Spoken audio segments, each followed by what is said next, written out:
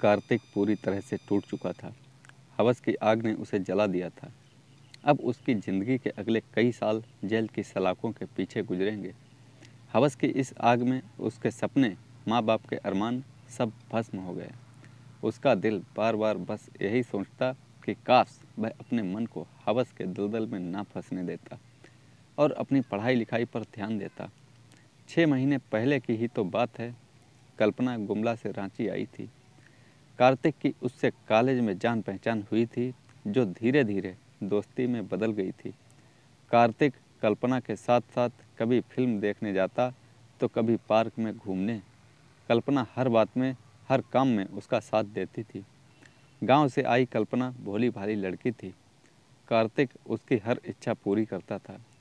Motorcycle से घुमाना, cinema दिखाना, होटल में खिलाना, गिफ्ट देना, सब कुछ।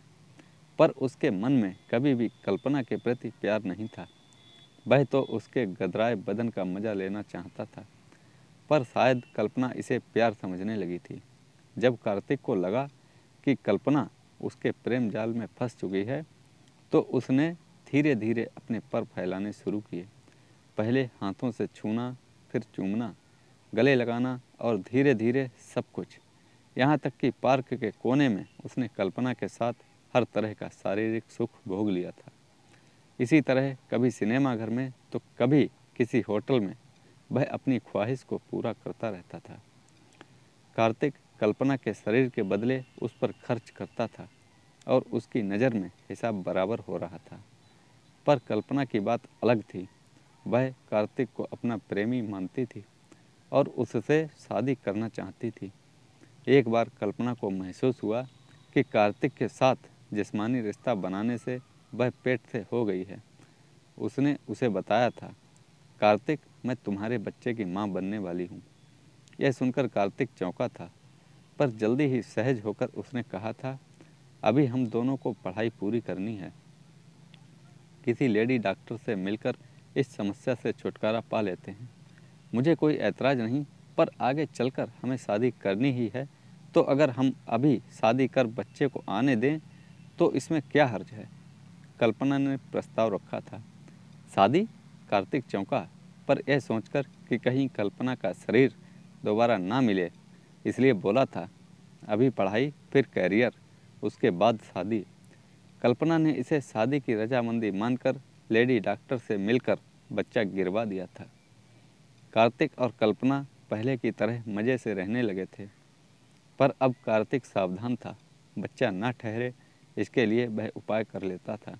इसी बीच कल्पना को भनक लग गई कि कार्तिक उससे नहीं बल्कि उसके शरीर से प्यार करता है। उसकी शादी की बात कहीं और चल रही है। उसने फ़ोन कर कार्तिक को रेलवे स्टेशन बुलाया। रेलवे स्टेशन से कुछ ही दूरी पर एक सुनसान जगह थी, जहां वे पहले भी कई बार मिलते थे।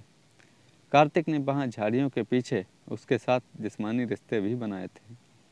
कार्तिक मन में जिस्मानी सुख पाने की उमंग लिए वहां जा पहुंचा। कल्पना के चेहरे पर तनाव देखकर वह हंसकर बोला, क्या हुआ? फिर लेडी डॉक्टर के पास चलना पड़ेगा क्या? पर अब तो हम काफ़ी संभल कर चल रहे हैं। सीरियस हो जाओ कार्तिक, तुम मुझसे शादी करोगे ना? कल्पना ने उदास होकर पूछा था। पागल हो रही हो? अभी शादी की बात कैसे सोच सकते हैं हम? कार्तिक जोश में आकर बोला था। कहाँ वह जिस्मानी मज़ा लेने की बात सोचकर आया था, कहाँ कल्पना उसे दूसरी बातों में उलझाए हुए थी। मैं अभी की बात नहीं कर रही, 4 साल बाद ही सही, पर शादी तुम मुझसे ही करोगे। मैंने तुम्हें अपना सब कुछ इसीलिए सौंपा है। कल्पना बोली थी। दोस्ती अलग चीज़ है, शादी अलग चीज़ है। मैं तुम्हारी दोस्ती की कीमत अदा करता रहा हूँ, शादी की बात तो सोचो ही मत। कार्तिक ने बेरुखी से कहा था। उसका मन उचाट हो आया था, सारा जोश जाता रहा। मैं अपना सब कुछ तुम्हें तुम्हारी कीमत के चलते नहीं, प्यार के चलते सौंपती रही, लेकिन मुझे नहीं पता था कि तुम मेरे प्यार को पैसे से तोल रहे हो। पर अगर तुम प्यार को पैसे से खरीद रहे थे, तो मैं भी अपने प्यार की ताकत के बल पर पा लूँगी। मेरे चाचा और मामा नक्सली हैं, जब चाहें तुम्हें और तुम्हारे परिवार को मिटा सकते हैं। कहते हुए कल्पना को गुस्सा आ गया था। कार्तिक कल्पना की बात सुनकर डर गया था। वह जानता था कि कल्पना जहाँ से आई है वहाँ नक्सलियों का अड्डा है। वह आए दिन नक्सली वारदातों की खबरें अखबार में पढ़ता रहता था। कुछ दिन पहले ही कार्तिक के परिवार वालों ने किसी लड़की से उसकी शादी की बात भी चला रखी थी। उसे लगा अगर कल्पना जिंदा रहेगी तो रंग में भंग डालेगी। उसने झपट कर कल्पना की गर्दन पकड़ ली और उस पर तब तक दबाव बनाता गया जब तक कि उसने शरीर ढीला नहीं छोड़ दिया। कार्तिक को अभी भी यकीन नहीं हुआ कि कल्पना ने दम तोड़ दिया है, तो उसने अपनी बेल्ट से फिर उसका गला दबा दिया और चुपचाप अपने घर आ गया। कार्तिक मन ही मन घबराया हुआ था, पर जिस जगह उसने कल्पना की लाश छोड़ी थी उधर किसी का आना जाना ना के बराबर होता था। कौवे कुत्ते उसे नोचकर खा जाएंगे, यही सोचकर वह अपने मन को संतोष देता था। पर 2 दिनों के बाद एकाएक पुलिस ने उसे दबोच लिया। शायद किसी ने लाश की सूचना पुलिस को दे दी थी और पुलिस उस तक पहुंच गई। तो दोस्तों, कैसी लगी ये कहानी? लाइक करें, कमेंट में हमें बताएं और चैनल को सब्सक्राइब करना ना भूलें। धन्यवाद।